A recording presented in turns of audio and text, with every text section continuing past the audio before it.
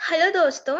तो आपके विषय स्वतंत्र भारत में राजनीति के अध्याय 4 भारत के विदेश संबंध के भाग फर्स्ट भाग पहले वीडियो में हमने पढ़ा था भारत की गुटनिरपेक्षता की नीति के बारे में, जो कि शीत युद्ध के समय भारत ने अपनाई थी अपनी विदेश नीति के तौर पर। और हमने पढ़ा था भारत और चीन के संबंधों के बारे में और भारत और चीन के बीच संघर्ष के बारे में। यह वीडियो का दूसरा भाग है और इसमें हम पढ़ेंगे भारत और पाकिस्तान के संबंधों के बारे में, भारत और पाकिस्तान के बीच संघर्ष के बारे में और आखिरी पर यानी अध्याय के लास्ट पोर्शन पर पाठ के टुवर्ड्स द एंड हम पढ़ेंगे भारत की परमाणु नीति कैसी रही, यानी भारत ने अपनी न्यूक्लियर पॉलिसी कैसी रखी। वह एक छोटा सा पोर्शन है। पहले अभी हम फोकस कर लेते हैं किस पर। ध्यान दीजिए भारत और पाकिस्तान के संबंधों पर। तो भारत और पाकिस्तान दोनों ही देश कब आजाद हुए थे? 1947 में। और बंटवारे के तुरंत बाद ही कश्मीर मसले को लेकर दोनों में संघर्ष शुरू हो गया था। हालांकि हमें ज्यादा डिटेल में विस्तार में इसे समझने की जरूरत नहीं है, लेकिन अपनी समझ के लिए हम समझ लेते हैं कि कश्मीर क्या था। एक स्वतंत्र राज्य था जो कि आजादी के टाइम पहले पाकिस्तान के साथ जाना चाहता था, लेकिन नापाक इरादों को देखते हुए वहाँ के महाराज ने भारत के साथ भारत के साथ मिलने का डिसीजन लिया, यानी निर्णय लिया कि वे भारत के साथ आएंगे। लेकिन पाकिस्तान को ये बात बिल्कुल अच्छी नहीं लगी। वह कश्मीर को अपना क्षेत्रीय हिस्सा मान चुका था, अपना भाग मान चुका था और इसके चलते दोनों ही देशों में संघर्ष शुरू हो गया। और फिर 1960 में क्या हुआ? दोनों देशों के बीच सिंधु नदी के जल के बंटवारे को लेकर विवाद शुरू हो गया। अब जब दो देश बंटते हैं तो उनके संसाधन भी बांटे जाते हैं, है ना? और फिर सिंधु नदी का जल कौन से देश को कितना मिलेगा, इसको लेकर विवाद खड़ा हो गया। और यह कैसे सुलझाया गया? विश्व बैंक की मध्यस्थता से, यानी वर्ल्ड बैंक ने जब इंटरफेयर किया। तो 1960 में हमारे प्रधानमंत्री नेहरू और पाकिस्तान के प्रधानमंत्री जनरल अयूब खान ने सिंधु नदी जल संधि यानी इंडस वाटर ट्रीटी पर हस्ताक्षर किए और यह मसला सुलझाया गया। तो इस 1960 के बाद से क्या चल रहा था? दोनों देशों के बीच औपचारिक सहयोग संबंध, यानी ऊपर ऊपर से तनाव की स्थिति बनी रही थी। हमें पता है भारत पाकिस्तान तनाव की स्थिति हमेशा से ही बनी रही है, परंतु औपचारिक सहयोग संबंध 1960 के बाद कायम हो चुके थे।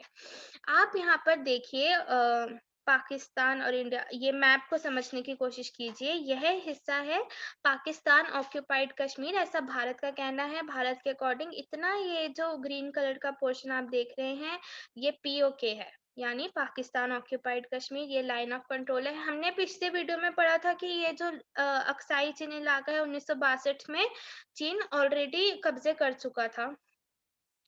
और ये है भारत। इस वीडियो में, इस मैप में आप ज्यादा आसानी से समझ सकते हैं। ये है पीओके जम्मू कश्मीर, ये पाकिस्तान कंट्रोल्ड एरिया है येलो वाला, और यह है अक्साई चीन जो कि पहले भारत का हिस्सा था, 1962 के बाद से चीन का हिस्सा है। अब बारी आती है 1965 के युद्ध की। तो 1965 में भारत पाकिस्तान के बीच फिर से गंभीर सैन्य संघर्ष शुरू हुआ, एक युद्ध प्रारंभ हुआ। और किसने किया होगा? पाकिस्तान ने ही। पाकिस्तान ने 1965 पर भारत पर हमला बोल दिया। और आप यहाँ देखिए इस मैप में, ये रन ऑफ कच्छ जो गुजरात का इलाका है, पाकिस्तान की बाउंड्री है। यहाँ से पाकिस्तान ने पहले अप्रैल 1965 में भारत पर हमला बोला। और फिर अगस्त सितंबर में पाकिस्तान ने जम्मू कश्मीर की तरफ से बड़े पैमाने पर हमला बोल दिया भारत पर। अब इसके जवाबी युद्ध में लाल बहादुर उस समय हमारे प्रधानमंत्री कौन थे? लाल बहादुर शास्त्री। बात कब की हो रही है? 1965 की। 1964 में नेहरू जी, चल बसे थे, गुज़र चुके थे। उसके बाद हमारे प्रधानमंत्री बने थे लाल बहादुर शास्त्री। इनके नेतृत्व में जवाब में भारत ने पंजाब की तरफ से जवाबी हमला किया। आपको पता है पंजाब पाकिस्तान और इंडिया का बॉर्डर है। अमृतसर वाघा बॉर्डर सुना होगा आपने। और यह जो घमासान युद्ध था इसके चलते भारत ने पाकिस्तान में लाहौर तक बढ़त बना ली थी। यानी काफ़ी भारत काफ़ी साफ तौर पर पाकिस्तान में बहुत आगे तक बढ़त बना चुका था और लीड ले चुका था। लेकिन फिर संयुक्त राष्ट्र संघ यानी यूनाइटेड नेशंस ने हस्तक्षेप किया और उसके इंटरफेरेंस से इस युद्ध का अनिर्णायक अंत हुआ। 1965 में रशिया ने भी बीच में मध्यस्थता की भूमिका निभाई थी और 1965 में लाल बहादुर शास्त्री, भारत के प्रधानमंत्री, पाकिस्तान के प्रधानमंत्री जनरल अयूब खान के बीच ताशकंद, रशिया में समझौता हुआ, जिसके बाद अमन और शांति की घोषणा की गई। लेकिन इस समझौते के तुरंत बाद ही लाल बहादुर शास्त्री जी चल बसे थे संदिग्ध सर्कमस्टांसेस में, यानी संदेहपूर्ण हालातों में। यह अध्याय भारत के इतिहास में अभी तक काफ़ी संदिग्ध तौर पर माना जाता है। यह थी 1965 की भारत-पाकिस्तान की दूसरी लड़ाई, दूसरा संघर्ष, दूसरा युद्ध। अब पाकिस्तान बीइंग पाकिस्तान 1970 में क्या हुआ था, पाकिस्तान में आम चुनाव हुए थे जिसके परिणाम खंडित आए थे। अब आप ये समझ लीजिए कि जो आज का बांग्लादेश है वो 1971 तक ईस्ट पाकिस्तान ही था। पाकिस्तान 2 खंडों में पाकिस्तान था। एक पश्चिमी पाकिस्तान, वेस्ट पाकिस्तान जो आप इस साइड ग्रीन एरिया में देख रहे हैं, और ईस्ट पाकिस्तान जो आप अपनी स्क्रीन पर अपने दाएं तरफ देख सकते हैं, जो आज का बांग्लादेश है। अ, ठीक है? तो 1970 में क्या हुए थे? पहले जनरल इलेक्शन, आम चुनाव, जिसमें पश्चिमी पाकिस्तान में जीते जुल्फ़िकार अली भुट्टो, पाकिस्तान पीपल्स पार्टी के नेता, और पूर्वी पाकिस्तान में जीते शेख मुजीबुर रहमान, अवामी लीग के नेता। अब ये जो पश्चिमी पाकिस्तान के नेता थे, ये हावी रहना चाहते थे। यह अपना कंट्रोल पूरे पाकिस्तान पर रखना चाहते थे, यानी पश्चिमी पाकिस्तान पर भी और पूर्वी पाकिस्तान के संसाधनों पर भी। तो ये खुश नहीं थे जब मुजीबुर रहमान की अवामी लीग पूर्व पाकिस्तान में जीत गई। तो 1971 में पाकिस्तानी सेना ने मुजीबुर रहमान को गिरफ्तार कर लिया और पूर्वी पाकिस्तान में जनता पर अत्याचार करने शुरू कर दिए। इसका सबसे बुरा परिणाम यह हुआ कि पाकिस्तान से, यानी पूर्वी पाकिस्तान से, उस पूरे साल भारत में 80 लाख शरणार्थी आए और यह आज तक काफ़ी चिंता का विषय भारत के लिए बना हुआ है। ये अब और ज़्यादा बढ़ चुके हैं, भारत में शरणार्थियों के तौर पर रह रहे हैं। हालाँकि भारत ने उस समय पूर्व पाकिस्तान के मुक्ति आंदोलन में उसको पूर्ण आर्थिक सहयोग और भौतिक सहयोग दिया। लेकिन भारत पर भी तो बोझ पड़ा, जो कि नेशनल रजिस्टर ऑफ सिटीजन्स का आज तक कुछ ठोस उपाय नहीं निकल पाया है इतने सालों के बाद भी। ये देखिए, आपके बाएं में है जुल्फिकार अली भुट्टो, पश्चिमी पाकिस्तान में जिनकी पाकिस्तान पीपल्स पार्टी जीती थी, और आपके दाएं में हमारी प्रधानमंत्री इंदिरा गांधी के साथ हैं पूर्व पाकिस्तान के नेता मुजीबुर रहमान, शेख मुजीबुर रहमान, अवामी लीग के नेता। तो भारत पूर्वी पाकिस्तान के साथ खड़ा रहा, उसका सपोर्ट बनकर, सहयोगी बनकर, और 1971 में भारत ने उस पूरे साल पूर्वी, और इस बात का पूर्वी पाकिस्तान की जनता ने भी काफ़ी सम्मान किया भारत के सहयोग का। और उस समय हो क्या रहा था 1971 में? तो जब यह सब चल रहा था, पश्चिमी पाकिस्तान पूर्व पाकिस्तान पर हावी हो रखा था, माइग्रेशन हो रहा था, क्योंकि एक जगह पर जब आप पर अत्याचार होगा तो हम वहाँ से निकलना चाहेंगे, इसीलिए पूर्व पाकिस्तान से लोग निकलकर भारत में आ रहे थे। इस दौरान पाकिस्तान को चीन और अमेरिका पूरी सहायता दे रहा था। तो चीन, अमेरिका और पाकिस्तान के बीच एक धुरी बनी हुई थी। यह तीनों देश इकट्ठे हो चुके थे। इस दूरी को बनता देख भारत ने इसके रिस्पॉन्स में, इसके जवाब में सोवियत संघ यानी रशिया के साथ शांति और मित्रता की 20 वर्षीय संधि कर ली, क्योंकि अगर 3 देश भारत पर एक साथ हमला कर देते तो भारत को कहीं न कहीं विश्वास था कि सोवियत संघ भारत के साथ ऐसी कठिन सिचुएशन में खड़ा रहेगा, इस मुसीबत की घड़ी में भारत का साथ देगा। और 1971 में अ, हुआ, वही हुआ। भारत पर पाकिस्तान ने पूर्णव्यापी हमला बोल दिया। पाकिस्तान के लड़ाकू विमानों ने पंजाब और राजस्थान की तरफ से हमला बोला, जबकि उसकी थल सेना ने जम्मू कश्मीर की तरफ से बढ़त बनाई। इसके जवाब में श्रीमती इंदिरा गांधी हमारी प्रधानमंत्री थी उस समय।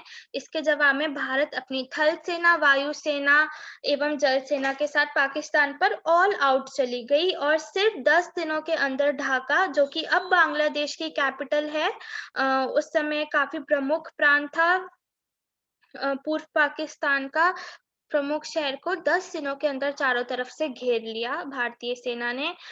इसके जवाब में पाकिस्तान को अंततः अपने 90,000 सैनिकों के साथ आत्मसमर्पण करना पड़ा। भारत ने एक तरफा युद्ध विराम घोषित कर दिया और उस 1971 के दिसंबर में निर्माण हुआ बांग्लादेश के रूप में। पूर्व पाकिस्तान बन गया था बांग्लादेश। बांग्लादेश के रूप में एक स्वतंत्र राष्ट्र का निर्माण हुआ, उदय हुआ।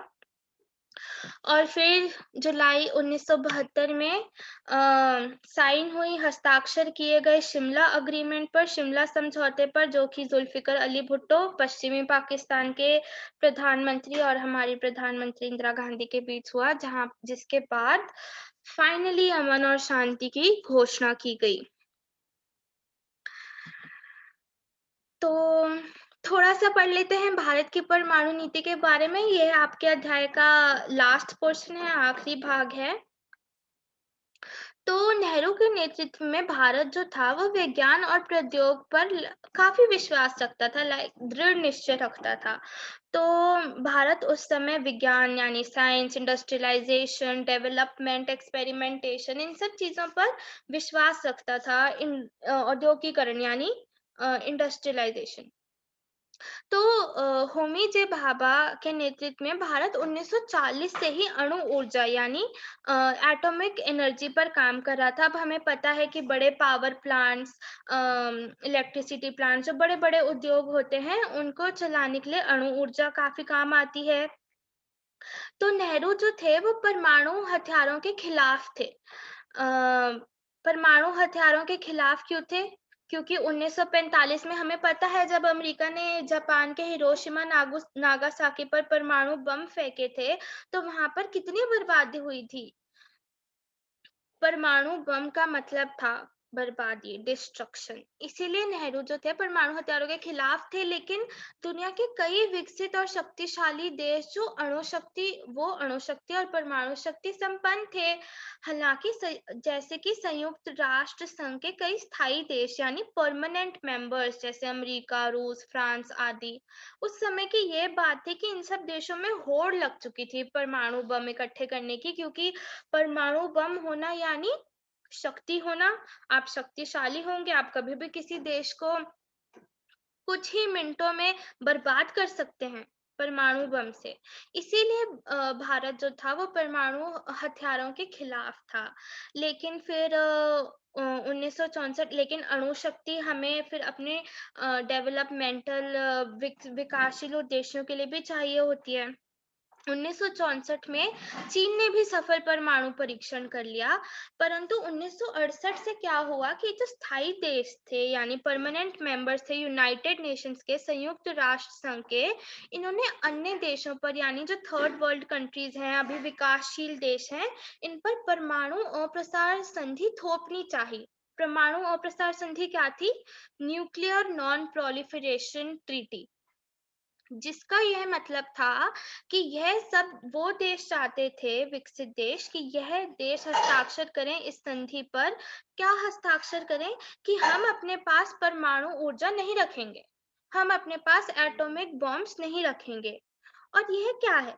सरासर भेदभावपूर्ण है। ऐसा क्यों होना चाहिए कि सिर्फ कुछ देशों को ही इजाजत हो अपने पास परमाणु बम रखने की और कुछ देशों को ना हो? ये क्या करता? यह संधि करती कि कुछ देश जो थे वो हमेशा के लिए परपेचुअली पावरफुल रह जाते और जो विकासशील देश हैं उनके दिल में कहीं न कहीं एक डर बना रहता कि इनके पास परमाणु बम है, बड़े देशों के पास, ये कभी भी हम पर डालकर हमें बर्बाद कर सकते हैं, है कि नहीं? इसीलिए भारत शुरू से ही 1968 से ही इस परमाणु अप्रसार संधि के अगेंस्ट था, इसके विरोध में था। भारत ने इस पर हस्ताक्षर करने से साफ मना कर दिया था और 1974 में भारत ने अपना पहला सफल परमाणु परीक्षण किया पोखरान में, जिसका नाम था स्माइलिंग बुद्धा 1। और भारत ने पूरे विश्व को ये साफ कर दिया था कि भारत की नीति परमाणु और अणु ऊर्जा को लेकर रहेगी शांतिपूर्ण उद्देश्यों में इसे इस्तेमाल करने की। बाद में आपका अध्याय यहीं तक बात करता है, लेकिन बाद में इन देशों ने इस संधि को और बढ़ा दिया, यानी एक्सटेंड कर दिया। और क्या एक्सटेंड किया कि मतलब परमाणु बम जो हैं ये देश जोर डालने की कोशिश करी कि कोई भी देश अपने पास ना रखे। इसके जवाब में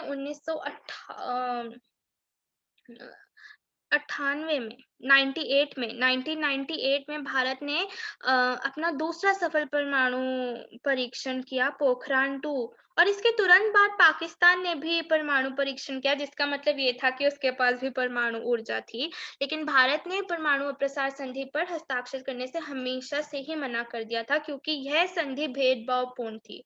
यह विकसित और विकासशील देशों के बीच एक रिफ्ट, एक पावर इम्बैलेंस क्रिएट करने की कोशिश कर रही थी, जिससे विकसित देश सदैव के लिए ज़्यादा शक्तिशाली रह जाते और विकासशील देशों के पास परमाणु और अणु ऊर्जा ना रह पाती। आपका अध्याय 4 यहीं पर खत्म होता है। अगले वीडियो में हम इस पर कुछ प्रश्न उत्तर डिस्कस करेंगे, तो उनके ऊपर बात करेंगे अध्याय 4 के, ताकि हम भी समझ सकें आपको यह अध्याय 2 भागों में कितना समझ आया है। एक बार जल्दी से देख लेते हैं कि अभी तक हमने इस वीडियो में क्या-क्या समझा। अभी तक हमने समझा कि 1947 में भारत और पाकिस्तान आज़ाद हुए थे। अक्टूबर 1947 में कश्मीर मसले को लेकर भारत और पाकिस्तान के बीच संघर्ष हुआ, जो कि एक पूर्णव्यापी युद्ध में तब्दील नहीं हुआ।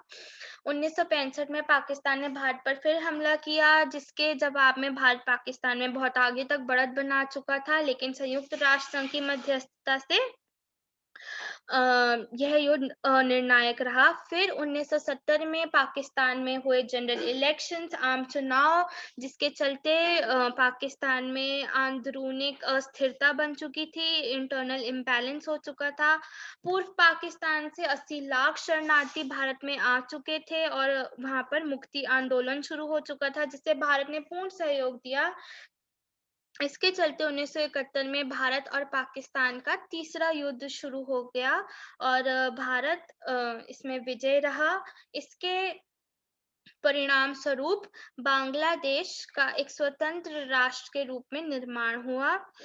जब हम परमाणु नीति की बात करते हैं, तो भारत ने परमाणु प्रसार संधि पर हस्ताक्षर करने से साफ मना कर दिया था। 1974 में भारत ने अपना पहला सफल परमाणु परीक्षण किया और यह भी कहा कि भारत इसे सिर्फ शांतिपूर्ण उद्देश्यों के लिए इस्तेमाल करना चाहता है। भारत अपनी नो फर्स्ट यूज पॉलिसी रखेगा।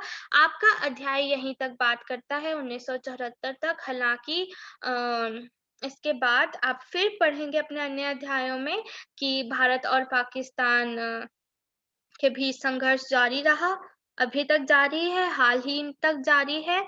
और आप ये भी आगे पढ़ेंगे कि 1958 में भारत ने अपना दूसरा परमाणु परीक्षण किया था, परंतु आपके अध्याय 4 में हमने 1974 तक भारत की विदेश नीतियों के बारे में पढ़ा, जिसमें हमने 4 प्रमुख चीज़ें पढ़ी। भारत की गुटनिरपेक्षता नीति के बारे में पढ़ा, एशिया और अफ्रीका की एकता के बारे में पढ़ा, पंचशील के बारे में पढ़ा, चीन के साथ संघर्ष के बारे में पढ़ा, भारत और चीन के 1962 के युद्ध के बारे में पढ़ा, फिर भारत और पाकिस्तान के संघर्ष के बारे में पढ़ा और भारत की परमाणु नीति के बारे में पढ़ा। तो यह वीडियो यहीं समाप्त होता है। मिलते हैं अगले वीडियो में जब हम डिस्कस करेंगे, बात करेंगे इस अध्याय से लेके इस अध्याय के प्रश्नोत्तर के बारे में। धन्यवाद।